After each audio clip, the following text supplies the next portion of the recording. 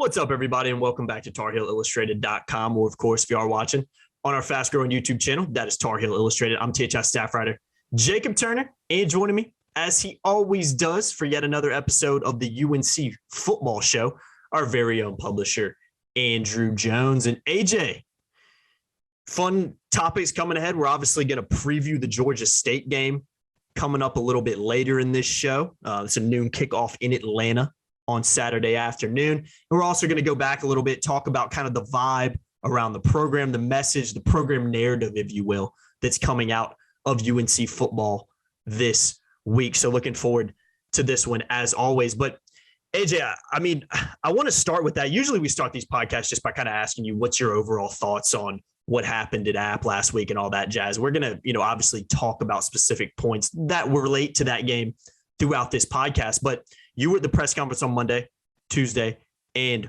Wednesday. Talked to, all the coordinators, Mac twice, and a bunch of players on Tuesday as well. So, AJ, like I just talked about, what is the narrative that you're getting this week? What's the vibe around the program that's coming out of Mac, coming out of Gene Chizik, coming out of Phil Longo, and coming out of the players? Well, they have to present what happened and how they're reacting to it in a certain way. And I think the presentation is teachable moments. And really, let's face it, when you give up 61 to a, when you give up 40 points, 338 yards, and 18 first downs in the fourth quarter, and by the way, App had 168 yards on first down in the fourth quarter, you have to present it somehow. And they're not, Mac's, a lot of fans, and I've heard from a lot of people, and I see it in the different mediums out there. They want Mac, fire and brimstone. They want him to lock the team into a room and starve them all week and not give them water and make them pay the penance for such an atrocity that was committed on the field in Kid Brewer Stadium. That's not the way he operates, and that's not the way he should operate. Coaches that do stuff like that aren't head coaches for very long. Mm-hmm. Trust me, I've seen it happen for many, many years. The coaches that ultimately get their team to learn from bad are coaches that love on them. They know when to apply. I don't want to use the whip. That's probably not a good term, but they know when to apply the message in a forceful manner to get it through. And then they know how to go the other way to sort of build them up a little bit. In leadership, they call it break them down, build them up, break them down, build them back up again. And I think that Mac applies that. Mac is very savvy in these areas. He's obviously done it for a long time. Gene Chizik's done it for a long time. Phil Longo doesn't have as much to worry about right now this week, given the way his unit played. So teachable moments is the theme. So what does that mean? Well, it means that they did a lot of stuff that they got to do better. And when I asked Gene on Monday, where does this start? I was thinking, okay, it's like a sweater and you have a thread. And if you pull that thread, you think, oh man, I don't like that. I'm going to pull the thread. Next thing you know, this sweater's just a bundle of yarn, right? Mm-hmm. Well, that's what it looked like on the defense. So I asked them essentially, what was the thread? And was there a thread that if you didn't pull it, everything else is kind of okay, but you pulled the thread and everything fell apart. It's sort of a cascading effect. And he said that it wasn't just one thing, it was everything. Mm-hmm. So when it's everything, you're in abundance of teachable moments because it's teachable fundamentals. It's teachable how you handle stuff. You don't let stuff overwhelm you. I think it was Cam Kelly told us on Tuesday, he talked about chaos. I remember when we talked to Gene in August, he said, one of the things they got to learn how to do is handle the chaos because the chaos is coming. Well, the chaos arrived in the fourth quarter out of the blue, and they didn't handle it well. So teachable moments they have evidence on film of 597 different things that you're not supposed to do, mm-hmm. and you need to do better. And so this week, the mission has been preparing for a quality opponent better than most people realize, while also trying to shore up and execute those teachable moments. Because if you're just preparing for Georgia State and you diss the film, like a lot of people think you should do, that's not gonna help because these are things that need to be fixed. You can't fix them unless you work on them. Yeah. So that's what they're doing. Teachable moments. That's what this week is about. And I think getting some confidence going. Mm-hmm. It was big. I mean, you look at Georgia State this weekend. It's going to be a tough game. We'll hit on that a little bit later. Then you got a bye week. Then you got Notre Dame coming to town. It doesn't get any easier for the Tar Heels. And I know it kind of goes without saying, and I want to hit on the defense here in a second, but when you look at how Carolina's played defensively, not to pick on them, but I mean, we can't sit here and just act like they've been great because they haven't been. When you look at how they played against FAMU and in App State, if they play like that against Notre Dame, they're going to lose by 30 points. So, AJ, I want to talk about something real quick in terms of the defense. And I'm going to read a couple quotes that not direct quotes, but paraphrasing from Tony Grimes that he said on Tuesday to kind of show you what I'm trying to ask here. So, a couple things that he said what it really is everybody doing their job all the time. And another quote, we are really not far. Everybody just needs to lock in and do their job. That was the theme from Tony Grimes' press conference. And I can't remember if it was Mac or Chizik kind of hit on the same thing as well. It's just guys. Chizik and Cam Kelly did both. Yeah. Chizik and Cam Kelly. And actually Kamen Rucker said it as well. Yeah. Kamen actually said, we're a great defense.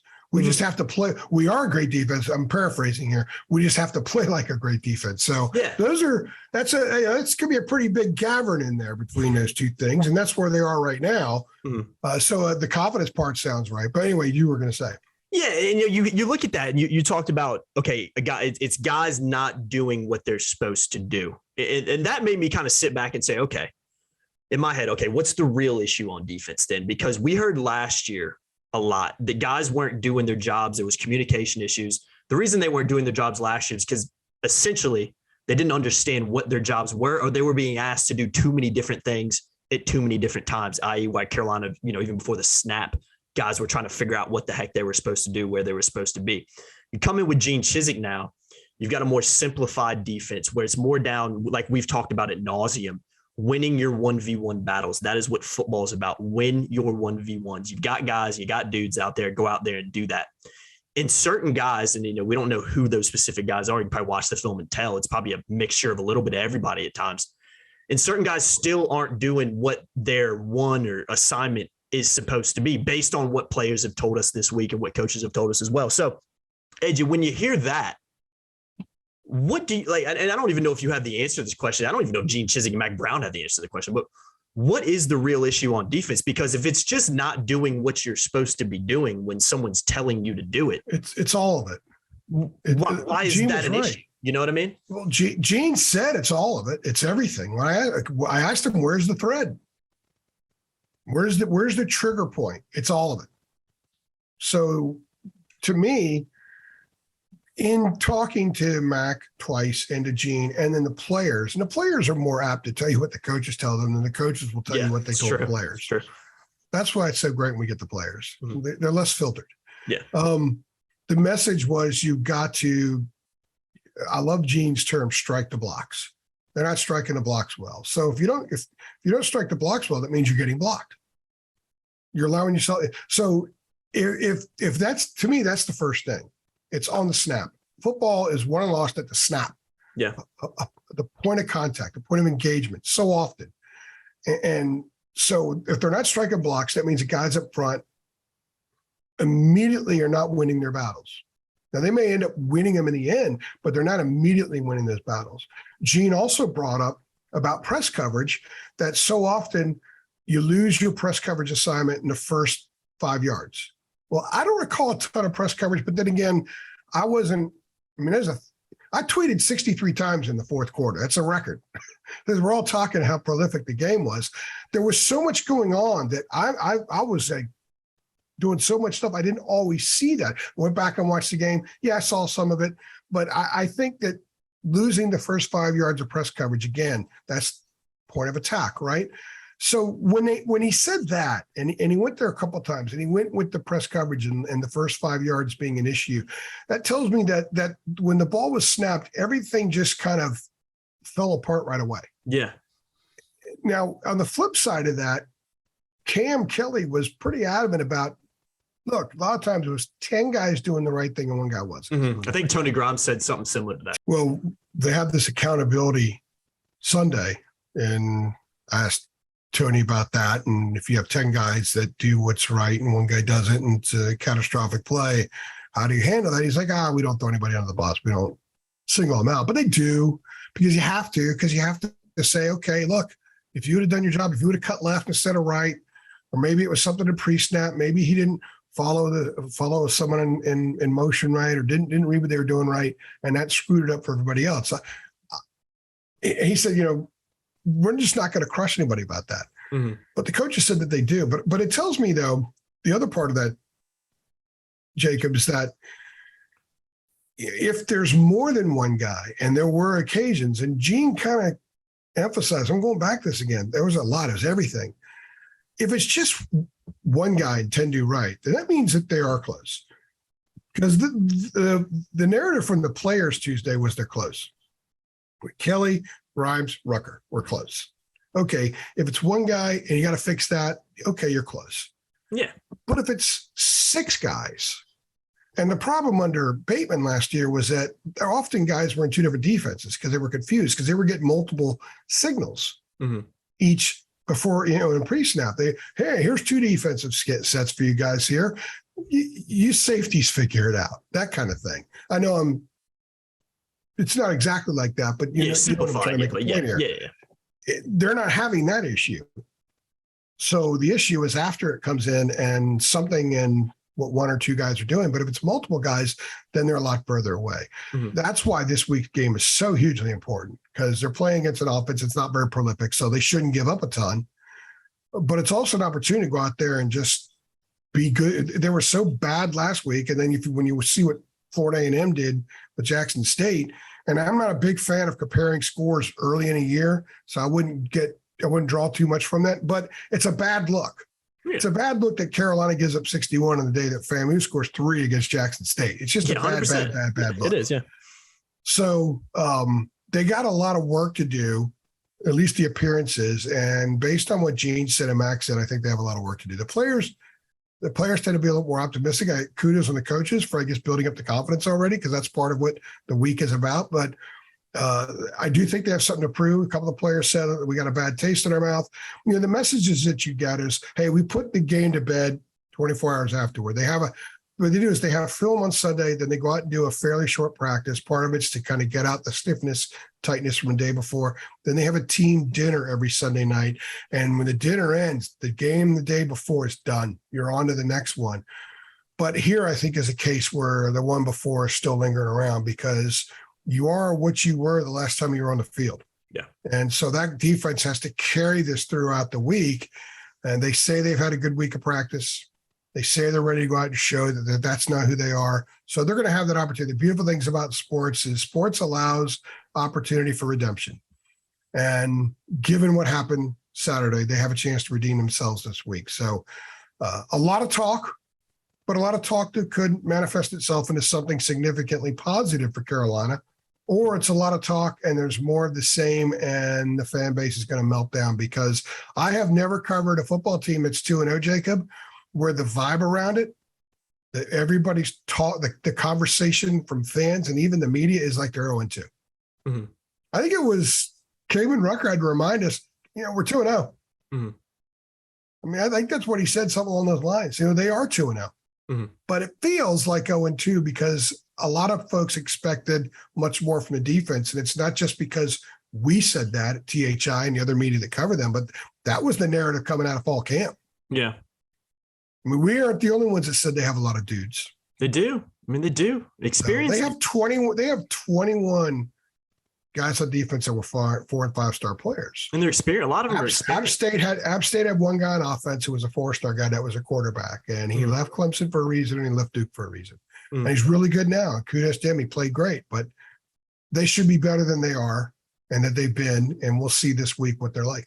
Yeah, they have to improve. It hasn't been good enough. You don't go up to App and let up 61 points if you're a good defense. I mean, over 650 yards. That has to improve. And like you said, sure, it could be one guy making a mistake over and over and over again, or this guy this time and this guy this time. But if it's not improving, if it's not getting better, then frustrations are going to continue to grow, especially when you look at over the last, historically going back to 1997, Carolina's defense has always been a very hot topic among Carolina fans because they just rarely ever have a really good one. And I think a lot of Carolina fans thought they were going to have a good one. The 15 or 20 worst defensive performances in school history have occurred in that span. So yeah, when John Bunning was coach, by the time he left, and I love John. John's a great guy. I think John actually should get more respect for some of the things he achieved at Carolina than he does. But when he left, 8 of the 10 worst defensive performances in school history were under his watch. Yeah. And he was a defensive guy. I mean, he won a Super Bowl ring as a co-defensive coordinator.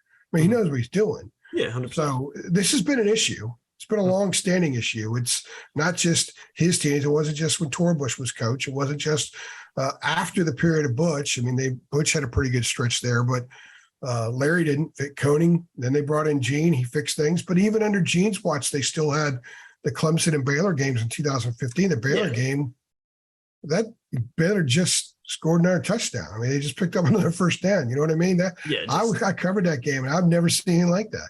Mm-hmm. But I've had a lot of those games covering this program defensively, and Saturday was one of them. So they were humbled. They were embarrassed, and it's up to them to do something about it. They have the personnel to do it. They have the coaches to do it. And this weekend, they have a game that should reflect significant improvement. If it doesn't, then we all are in the media are going to have to focus on it, and they're not going to like it, and they're going to wish that we focused on other things, but it's the bottom line. We have to, because that's what it is. 100%.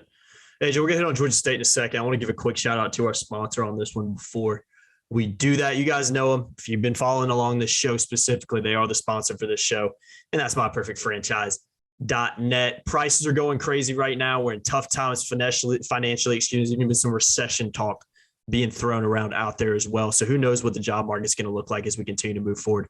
With MyPerfectFranchise.net, you can take control of your own career path. Andy Ludicky, who's a founder and owner, longtime Rivals member, diehard college football fan, and most importantly, franchise veteran, having owned multiple franchises and businesses throughout his career. Using his expertise, he helps others find their American dream through a very thorough and free, keyword free, consultation process. So guys, call Andy, put your life and career in your own hands, 100% free again. So what do you have to lose? Find your perfect franchise at myperfectfranchise.net. With those in there too, AJ, massive Mac Brown fan as well. So if you do end up talking to him, make sure you throw in a little stuff about Mac Brown, and make sure you tell him THI sent you as well. So big shout out to myperfectfranchise.net. Link for that is in the description below. All right, AJ, let's move on to Georgia State. Again, noon kickoff in Atlanta in the old Turner Field. We've revitalized it and revamped it into a pretty cool looking football stadium. So I think it's going to be a raucous atmosphere down there. I believe that game is sold out as well. So it's going to be probably pretty crazy atmosphere again. Do you know what sellout means there? Like how many tickets they sell? No idea. I really don't. I haven't had time to check on it yet. They do have an very interesting configuration. Mm-hmm. So they may not sell this upper deck seats. That's the thing. I'd be surprised if it seats 50. Like I said, I think it's a good. Well, it's okay. It's where the Braves played, Turner Field. It's where the '96 Olympic ceremonies were. Yep. Okay. So I've looked at a lot of photographs. They bring in stands and put them on the field. So if you think about a baseball field where they have football, football's like either in the outfield, and you would bring in stands to the infield, or it's the other way, where it's mainly over the infield. What used to be the infield, where the outfield was. It's like a huge bank of stands over there. That tells me that all those seats behind are probably not going to sell. Yeah. At Syracuse and the Carrier Dome, when they do that in basketball, you have the football stadium, but then they bring in a huge bank of stands. So imagine the bowl of the dome. The seats up here are not sold because it's too obstructed. So they only sell everything here, and then the bank of seats down here. If that makes any sense, if you're following me on that. No, I know what you mean. I'm very curious to see. I've been there. I saw a Braves game there once before, but I never covered the game there. So I'm really excited about adding another stadium to my covered stadiums, covered games, and arenas covered games in list. But I'm really interested in just seeing how it's configured, and I do think how it's configured might have an effect on the atmosphere. And the atmosphere might be something that could affect Carolina. It's a noon game going down there. They're coming off. It's probably not going to be anywhere near as raucous as Kidbrook Stadium was. No. So the Tar Heels are going to have to generate their own energy. And so you got a lot of young guys on offense. And Max said they haven't been super sharp this week in practice. And then you got a bunch of guys on defense who are smart and coming off what they have. you have to generate your own energy. And that's going to be very, very interesting to see how they come out. And if they play well early, how much that infuses their energy. Or if they don't, if they're just kind of looking around like, okay, where are my energy buckets? How am I going to get this and douse myself with it and get revamped here? It's going to be really interesting to see how they come out because of whatever the environment might be like, because of the oddities around the stadium and because of what they're coming off from. Yeah, weather not looking great down there this weekend as well. Torrential downpours. Looks like it's going to be a wet one down there as well. I just looked it up. It's actually a little over 24,000. So it's a pretty dang small stadium the way they configured it. It doesn't look that small. My guess is they don't sell the whole upper deck. If you watched Georgia Tech Clemson the other night, they didn't sell any upper deck tickets in the Mercedes-Benz Dome. Yeah, it was empty. That game. You know why? Because Georgia Tech didn't want a bunch of Clemson fans to buy them. Yeah, that's true. I was wondering why they didn't sell Which is ridiculous. Makes a lot of sense. Yeah, but it's Georgia ridiculous. Tech. Do that. I'll tell you what. I think Georgia State's better than Georgia Tech. I mean, that's not a bad shout. That's really not a bad shout. And Carolina got their rear ends handed to them by Georgia Tech last year in a game they shouldn't have. So I think this game has potentially some of the same trimmings going in. Mm-hmm. I agree. I do agree. They played in the Dome last year. It wasn't Georgia Tech's typical home stadium. There were a lot of Carolina fans there, but it wasn't full by any means. It was a weird atmosphere, and the Tar Heels were totally flat.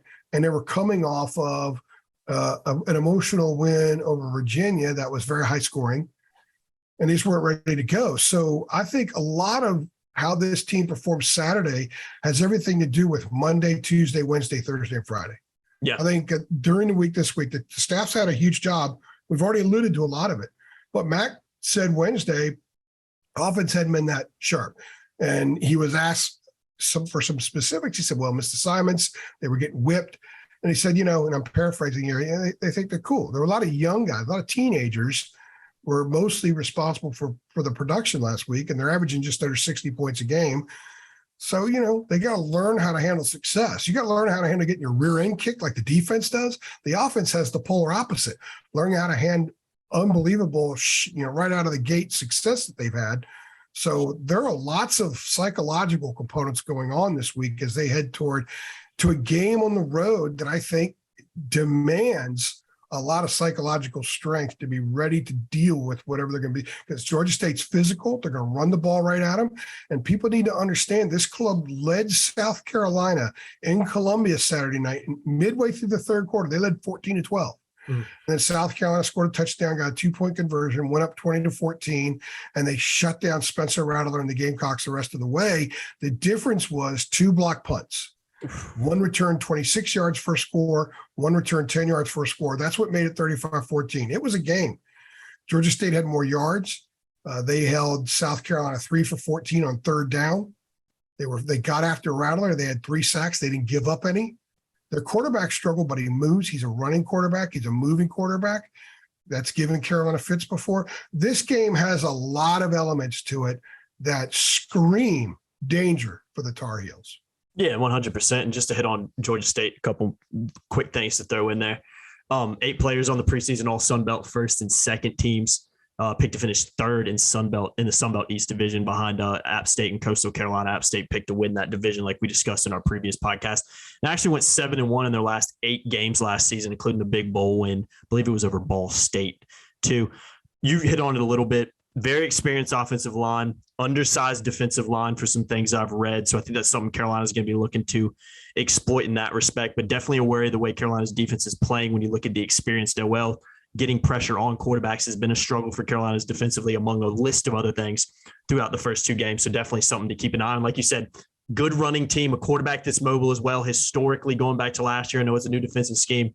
Carolina and these players and this personnel, I know it's a new scheme, have struggled to stop running quarterbacks. Go look at the Georgia Tech game last year when Sims came in, they had no idea what to do. They didn't prepare for him. Yeah. So it is a worry. I think Georgia State does pose some problems, but you'd expect Carolina to score a lot of points when you look at Georgia State's defense.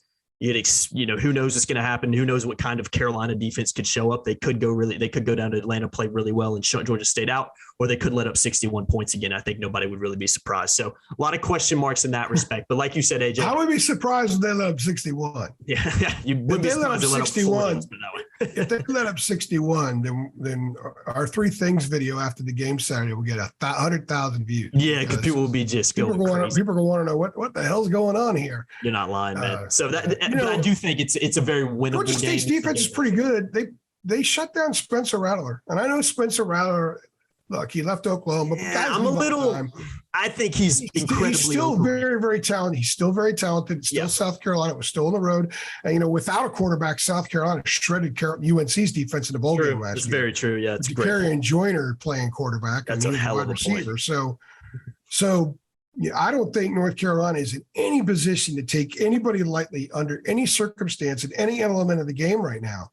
This is a young team in a lot of areas and a shaken team on the defensive side of the ball that has a lot of proving and improving to do. Yeah. And they are fortunate that the schedule has played out the way it has, because they're going to get to an open week after Georgia State. And if they find a way to win this game, the staff's going to go into an open week where they can break everything down to the nub and build it back up during the course of the week and do so at 3-0. For them, this is a great year to not start on the road, go play Georgia and Atlanta like they did, or have to go play somebody else or a conference game on the road. Imagine if they had to go play Miami early this year, something like that. That'd have been a problem. So they have a chance to have all kinds of things exposed and have a ton of stuff on film and really find out what a lot of dudes are about and a lot of their schemes and ideas are about. Still be sitting at 3-0 with an open date, get a chance to get healthy, and who comes into town? Opportunity. Yeah. 3-0, Notre Dame come in town. You have a week to fix a lot of crap. Massive opportunity. This is a huge game this weekend for this team because it's losable, but also they have to show progress. The offense has to show that whatever Mac's concern this week, hey, we got it, coach. Drake May is a good enough leader. He's going to rally the guys. They're all going to be ready to go like they were first two games. Defense, Gene Chizik, they got a lot to prove. So that makes this a very, very interesting game. Football games, each football game is a lab to me. As a journalist covering them, I don't have a rooting interest in the game whatsoever other than no typos, and I always fail in that realm. I always have a couple, right? But I like the lab experiment aspect of these games. And this weekend is a massive lab experiment because there's so many storylines still around this team. There's so much unknown. Or maybe there's a lot of known. Maybe they are a bad defense. We don't know it yet. But this week will help us get a lot more of that intel.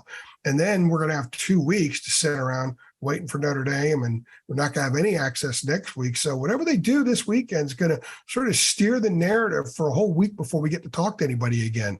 So it's really, really important, I think, that they show progress and play well. And Drake May makes more next level throws, which I have a story coming out about that. And they get better because on paper, this club has a chance to win a lot of games. And we could be in November and look back and say, wow, remember when they went to App State? Remember when they were wobbling around for a while? Look at them now. Look at the job that Chizik's done. Boy, Mac really has this program going the right direction. The people that doubted him, they're quiet. They're quiet right now. That's very, very possible. But the other side of that's possible too. We have to see how things play out. Yeah. And that's what makes this so exciting to me, is just to see how it plays out. Yeah, a lot of question marks about the defense, not so much about the offense, but who knows, the young offense too, who Mac talking about, I'm not playing that great in practice this week. Now you're sitting here like, who knows what team's going to show up on Saturday. Should be a win. I'm expecting another high-scoring game from the Tar Heels. I do expect them to win this one. I think, good predictions real quick before we wrap this one up. I don't even remember the score I went with, but I picked a high-scoring one. I think I maybe said like 52-31, something crazy like that. I mean, you had something not pick the opponent to score at least 30 points the way Carolina's defense is playing. I actually did see your prediction because I put together the staff picks earlier, and I actually did mine. So I'm coming into the video with the same thing I had in the game. I probably shouldn't say it on the video because we want people to buy premium, right? That's true. Well, that's true. I last week I had 42-27, and that looked good for about 90 seconds. And that's assuming everybody would just stop scoring the rest of the way. Mine was blown by halftime, yeah. Yeah. I'm thinking in the 47-21 range. And I'm saying that while also saying I think this is a tough game. Yeah. But Carolina has something very few other teams have.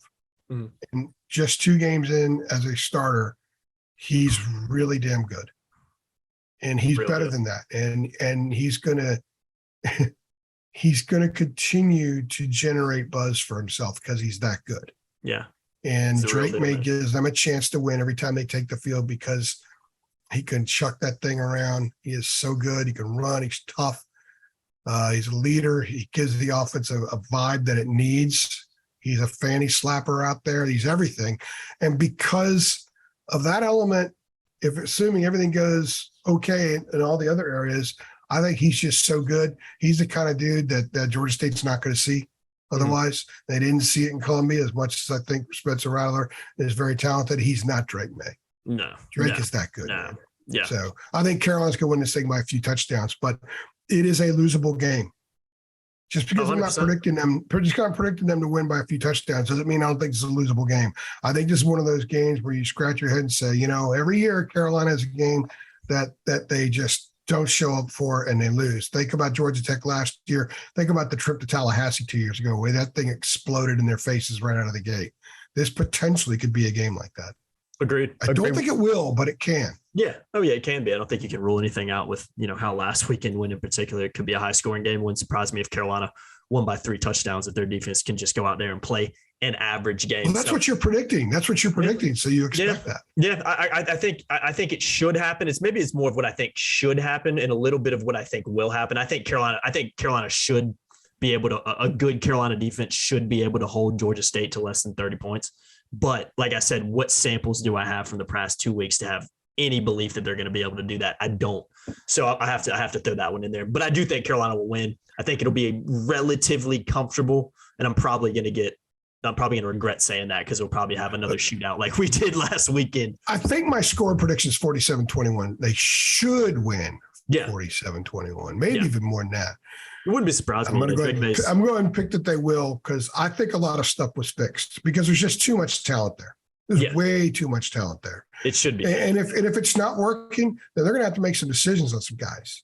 Yeah, there's no doubt about it because like you said, it's not like there's a bunch of freshmen running around on defense. It's an experienced group, a lot of guys with a lot of snaps, and they should be playing better than this when you look at the reasons from them that they were kind of so poor last year. You'd think that would have been fixed up under Gene Chizik. But early in the season, no need to jump ship yet. Carolina's 2-0, likely and should be 3-0 on Saturday, and then you go into a bye week and then Notre Dame at home with all the optimism in the world, and that'll be a rocking atmosphere of Carolina's 3-0 going in to that one. So AJ, let's go ahead and wrap this one up, man. Another edition of our UNC Football Show, the Georgia State edition, I should say. We appreciate you all tuning in. Again, make sure you check out our sponsor, myperfectfranchise.net. Links in the description below. Head on over there. If you do end up talking to Andy, 100% free consultation process. Make sure you tell him THI sent you. I've been Jacob Turner. He's been Andrew Jones. Make sure you like, share, subscribe, hit the notification bell as well, and we'll see you in the next one. Thanks. Thank you.